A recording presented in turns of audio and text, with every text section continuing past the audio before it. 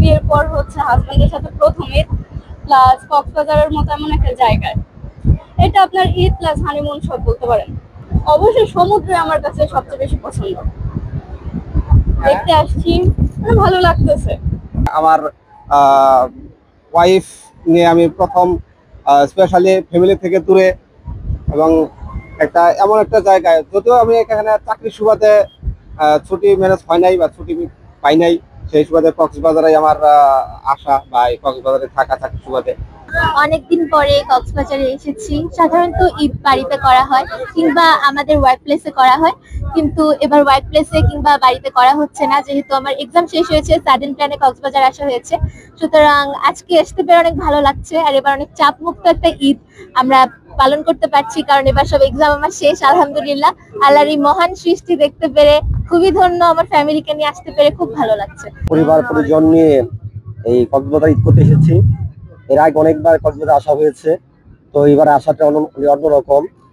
যে ঈদের আগে থেকে চট্টগ্রামে এসেছি এবং আজকে ঈদের দিন বেশ অনেক মানুষের আগমন লক্ষ্য করছি এবং অনেক মানুষের মধ্যে আমরা আমাদের আনন্দ অনেক হাতে শেয়ার করে নিচ্ছি। আসলে একটা অন্যরকম একটা অনুভূতি।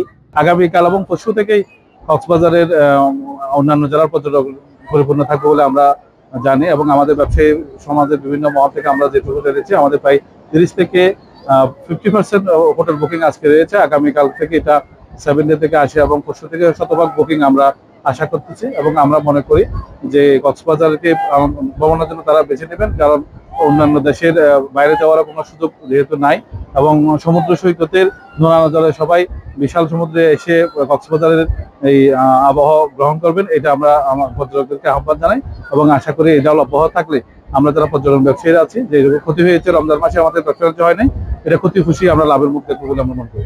আমরা এই আগত পর্যটক এবং লোকাল যারা টুরিস্ট কক্সবাজার আসবেন তাদের নিরাপত্তা বিধানে আমরা এখানে চেকপোস্ট, টিকিট, মোবাইল এবং ট্রাফিক ম্যানেজমেন্টের বিশেষ ব্যবস্থা নিয়েছি।